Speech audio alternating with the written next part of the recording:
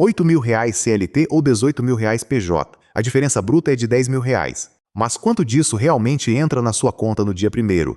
Se você está nessa dúvida agora, você está ignorando a maior armadilha da carreira dev, a ilusão do valor bruto. Muita gente aceita um PJ de 12 mil achando que está enriquecendo, mas termina um mês com menos dinheiro líquido do que quem ganha 7 mil na carteira assinada. Hoje vamos dissecar 3 cenários reais. R$ 8.000 CLT, R$ 18.000 PJ e US$ 5.000 trabalhando para os Estados Unidos. Vou te mostrar a planilha real, os impostos escondidos e o que sobra para investir. Você vai descobrir por que o salário mais alto nem sempre é a melhor escolha financeira. Vamos começar com o cenário de R$ 8.000 na CLT. No papel, parece ótimo, mas o leão come primeiro. Com o desconto do INSS e o imposto de renda retido na fonte, esses 8 mil viram aproximadamente R$ 6.200 líquidos. Parece pouco perto dos 18 mil do PJ, certo? Mas aqui entra a matemática invisível.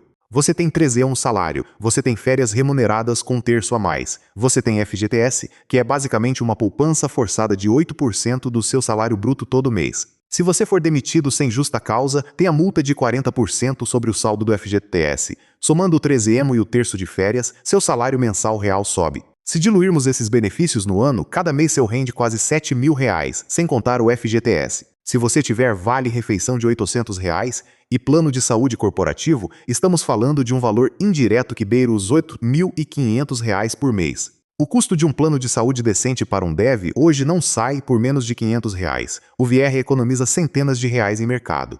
A segurança da CLT é um seguro contra o caos. Se você for demitido amanhã, tem aviso prévio e seguro-desemprego. Isso permite que você arrisque mais em projetos pessoais ou estude sem pânico. Mas a pergunta é, será que essa segurança vale a perda de R$ 10.000 de receita bruta mensal? Agora, vamos para o choque. R$ 18.000 como PJ. Aqui a sensação de poder é imediata. Caiu 18 mil na conta. Você se sente o dono do jogo. Mas você não é funcionário. Você é uma empresa. Se você não tiver a estratégia certa, você vai pagar imposto como pessoa física e perder 27,5% de tudo para o governo. Isso é suicídio financeiro. Para fazer esses 18 mil funcionarem, você precisa de um CNPJ. No Simples Nacional, com o fator R, você consegue baixar seu imposto para algo em torno de 6% a 11%. Vamos considerar 6% de imposto. Sobram R$ 16.900. Parece vitória total, certo? Errado. Agora você precisa pagar o seu próprio contador. Custo médio de R$ 200 a R$ 500 por mês. Você precisa pagar seu próprio INSS para não ficar desprotegido. Você não tem 13º, você não tem férias remuneradas. Se você parar de trabalhar 30 dias no ano para descansar, você perde R$ 18.000 de receita. Se você quer ter a mesma segurança da CLT, você precisa provisionar. Você deve guardar mensalmente o valor do seu 13º e das suas férias. Isso significa tirar cerca de R$ 2.5 mil por mês da conta e colocar em um investimento de liquidez diária. Se você não fizer isso, você não está ganhando 18 mil, você está apenas pegando um empréstimo do seu eu do futuro. Somando o contador, impostos e a reserva para férias, seu líquido real cai. Se você pagar um plano de saúde por fora e comprar seu próprio VR, aqueles 16 mil viram uns 13 ou 14 mil reais de sobra. A diferença para os 8 mil CLT agora é de uns 6 a 7 mil reais. É um salto enorme. Mas e se o contrato for rescindido amanhã? No PJ, você não tem multa de 40%. Você não tem aviso prévio pago. Você tem apenas o que guardou. Aqui entra o ponto crítico, a gestão do risco. No CLT, o risco é da empresa. No PJ, o risco é seu.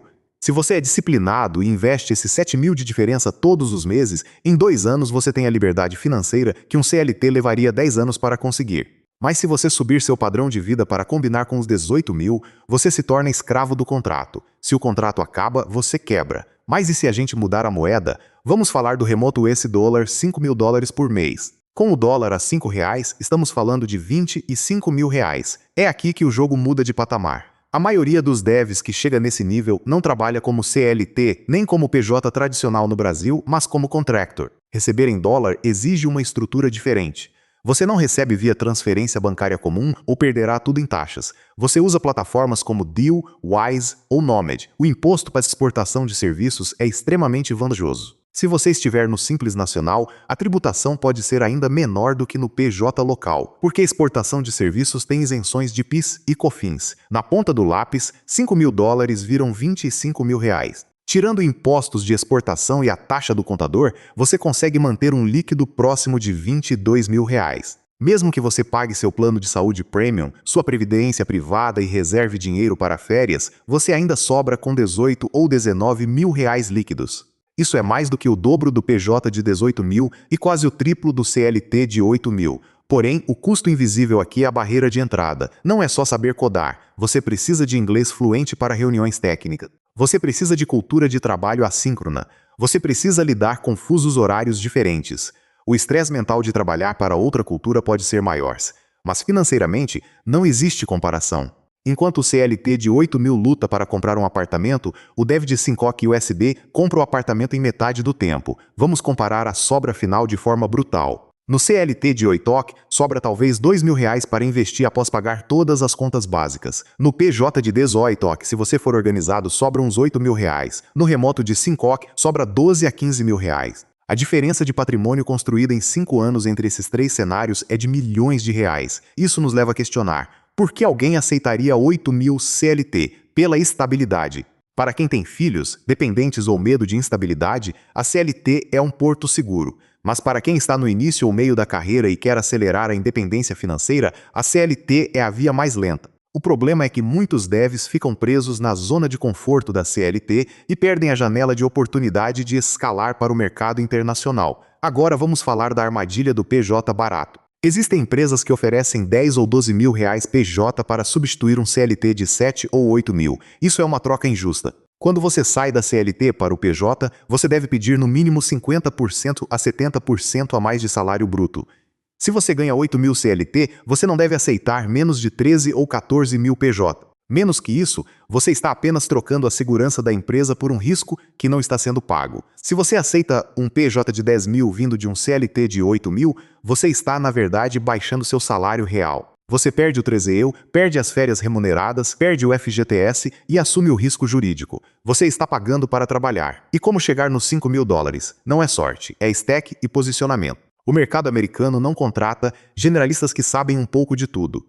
Eles contratam especialistas que resolvem problemas caros. Se você domina uma stack com alta demanda lá fora, como React, Node, Go ou Rust, e consegue provar seu valor em inglês, o teto de salário some. Muitos devs cometem o erro de tentar a vaga internacional sem ter a base de PJ resolvida aqui no Brasil. Primeiro, aprenda a gerir seu CNPJ. Entenda como funciona a emissão de notas, o prolabore e a distribuição de lucros. Depois, escale para o dólar. Se você não sabe gerir 18 mil reais PJ, você vai se desesperar quando começar a receber 25 mil em dólar, porque a complexidade tributária e a gestão de câmbio exigem maturidade financeira. A pergunta final que você deve se fazer é: qual o seu apetite ao risco hoje? Se você tem reserva de emergência para 12 meses, a CLT de 8 mil é um desperdício de potencial. O PJ de 18 mil é o degrau necessário.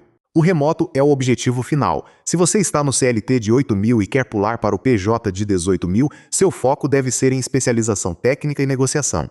Você precisa provar que entrega o valor de 3 desenvolvedores juniores para justificar o custo de um sênior PJ. Se você já está no PJ de 18 mil e quer os 5 mil dólares, seu foco deixa de ser a linguagem de programação e passa a ser o inglês e o networking no LinkedIn e Twitter. Lembre-se, o salário bruto é a propaganda. O valor líquido é a realidade. O que sobra no final do mês é o que constrói sua liberdade.